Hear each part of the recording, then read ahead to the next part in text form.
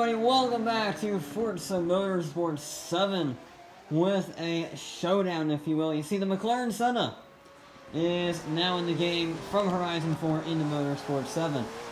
And naturally, since it is a track-only weapon, I say track-only, it is road legal, but it's basically track-only, so focused in that specific area.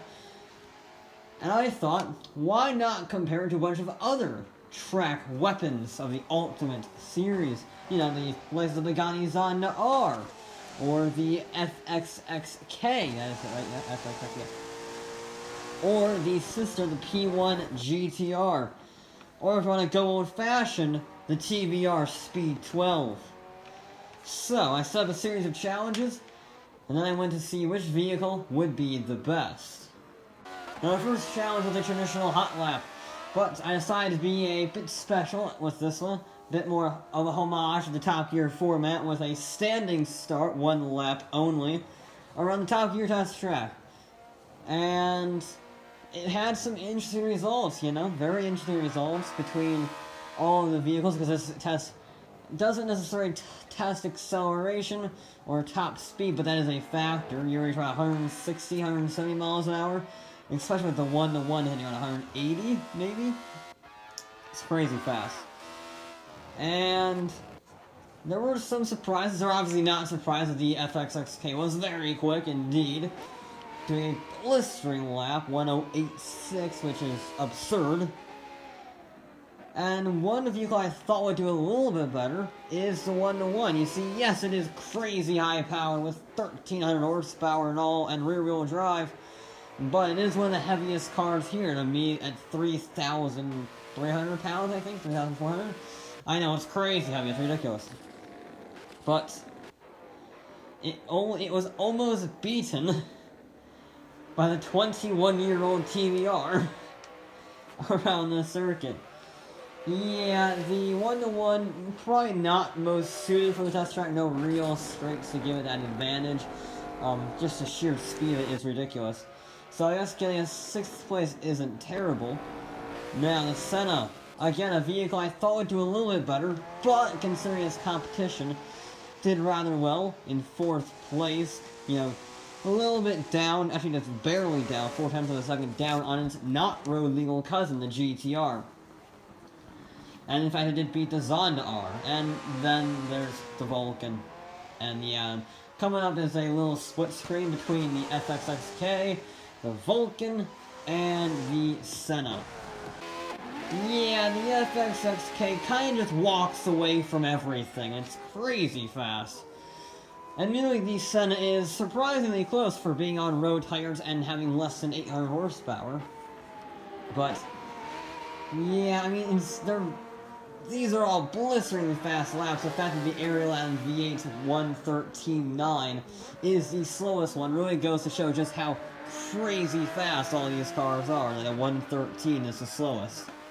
But it boils down to some of these cars are on road tires, just as a factory they come on road tires, like the Ultima, the TVR technically. So does the Ultima and the Senna and the Atom, all on road tires, while the GTR, FXX-K, and the Zonda are not on road tires. So it all comes down to that. Grip handling is very important on this track, so it kind of makes sense, the orientation, but very interesting to see the road legal cars putting up a fight at least.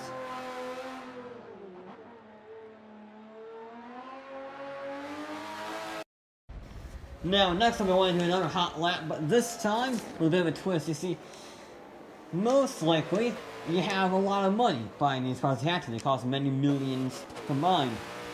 But you don't have enough money to buy a racetrack, so you're going to use someone else's, meaning an open track day most likely, and that refers to having lots of cars on the road with you. So, I went to test what vehicle could get the fastest lap time while maneuvering through C-Class, B-Class, and A-Class traffic.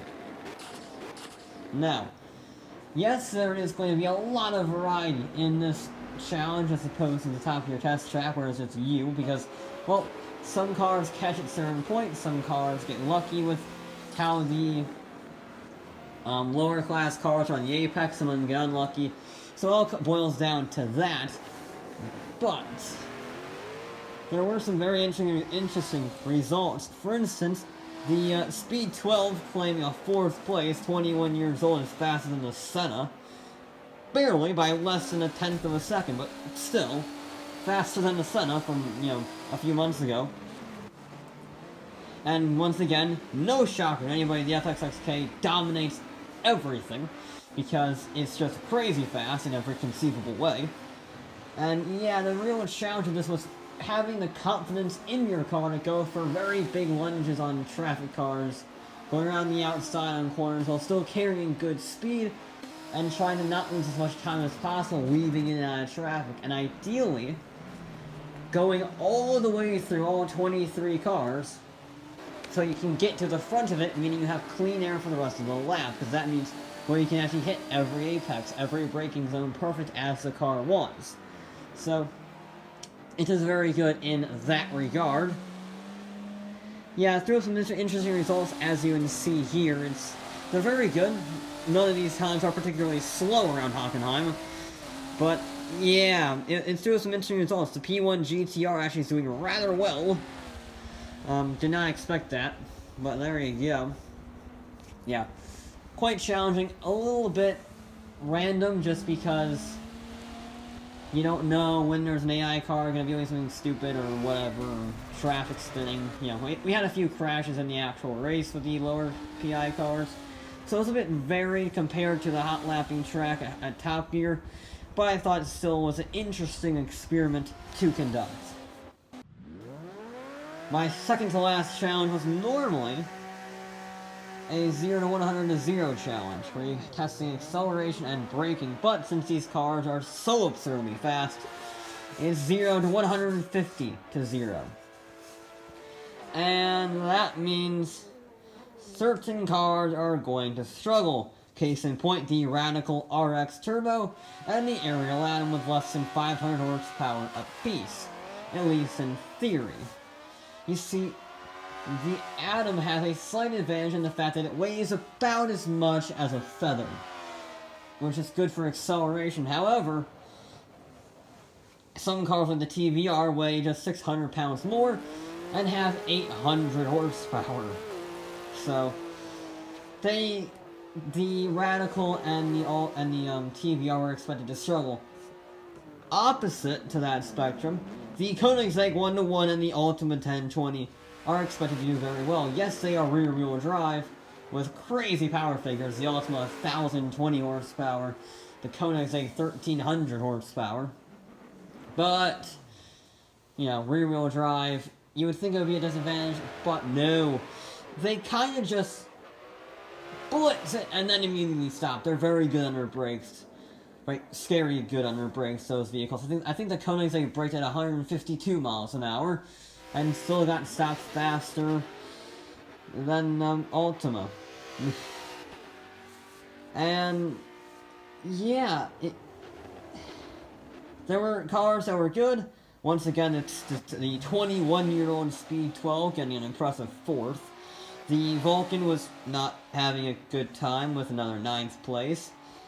I say they're not having a good time. These things are, the slowest time was the Atom with a 14.75 second stopping time, which would put most supercars to shame.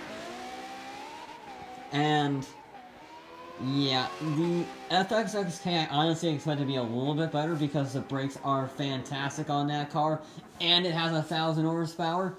But it can't quite beat it. It gets 3rd. Can't quite beat that Ultima. It's 1/10 of a second slower to 0. Yeah, again, interesting results. Some vehicles did better than others, as you would expect. For the final test, it would be a different one. An average speed test up Eau Rouge at Spa. Now, I looked on the telemetry to see just how slow was the minimum speed a car reaches around Eau Rouge, because it's a very technical, very difficult corner to test how well your car can turn under adverse circumstances, aka massive upward spiraling chicane. It's basically the corkscrew at Laguna Seca, but much faster. And honestly, I expected the Vulcan and the Atom to do a little bit better here, just because that's literally all they are, is a wing and an engine. No. No, unfortunately not, no. The biggest surprise, though, by far, was the Senna going faster than the FXX-K. Admittedly by 2 miles an hour, but it's faster, with road tires, and, you know, massive active aerodynamics. Probably the biggest active wing I've ever seen on a car. I thought the GTA Spanos wing was like a air brake on steroids for a plane, but I think they literally just got an air brake from an airplane's wing and just slapped it on the back of a supercar. It's massive. And it actually beat the P1 GTR. You see, only the Koenigsegg, the FXX-K, and the Senna actually have active aerodynamics. Everything else has either no aerodynamics, aka the Speed 12, or static wings. Yeah. And as you can expect, there were going to be some ties, because these things were very close together. I mean, we had two 128s and two 127s. So how did I decide it? The fastest lap time around Top Gear. It gives you a baseline, it gives you more consistency, so it just separates it a little bit. Hence why the Zonda is in 5th and the Speed 12 is in 6th. Speed 12 got a slower lap time, so it is down the list. On to the final point totals.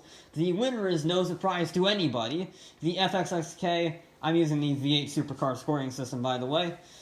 The FXX-K digging 283 points, thanks to a first place, a second place, and a third place. Overall, second place, though, would be the P1 GTR with 252 points. And the biggest surprise, the fastest of the road legal cars, is indeed the Senna, 241 points. Pretty close, only 11 points down on a non-road legal car, I will add, which was actually fast, almost as fast, around a racetrack. I think that speaks volumes to just how fast the Senna is, that it can keep up with these non-road legal race cars. And 4th place, Ultima, good showing, that's the 5th place. 4th place goes to the 1-1, then the Ultima. There you go. Both crazy high-powered, very impressive considering how difficult it is to control each of those cars around some of these very technical and challenging demands. And then we have the others. Speed 12 gets an impressive 6th place for being 21 years old, being the Zonda R. The British didn't do so well. The British didn't do well at all. The Radical gets 8th place, the Vulcan gets 9th, and the Aerial Atom gets 10th.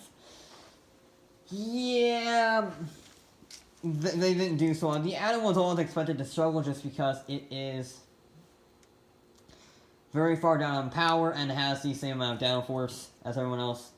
So I just threw that in there as a wild card to see how it would fare. Not very well is the answer, not very well indeed. The Vulcan, very disappointing because it is not road legal. It's more just a, what can we do instead of can we actually be fast, so there you go. I was very disappointed in the Radical most of all because that is, you know, P-Class, 914, crazy light, best handling, one of the best handling cars there. And it sucked. It got a very good lap at Top Gear, like very good lap, 2nd place. But it couldn't get through traffic, it couldn't do 0 to 150 to 0 to save its life. And it wasn't that fast up the hill, so yeah. A little bit disappointing, a little bit underwhelming, in a way, with those cars, but there you go. The British are either terrible or fantastic, depending on which car you buy. But there can only be one winner here, because the FXX-K and the P1 GTR are not road legal, and the Senna, as brilliant as it is and as road legal as it is still missing air conditioning and comfy suspension. Meanwhile, the Koenigsegg 1-1 has a plush interior, air conditioning, and goes 255 miles an hour, plus. And it's still in fourth. So, in every mathematical way, the Ferrari FXX-K is the better vehicle, but in terms of the best track toy, well, only one will get you to the track comfortably, blitz everything, and take you home again. So there you go. Best track toy in the world is the Koenigsegg 1-1. Thank you all so much for watching. I'll be back with more.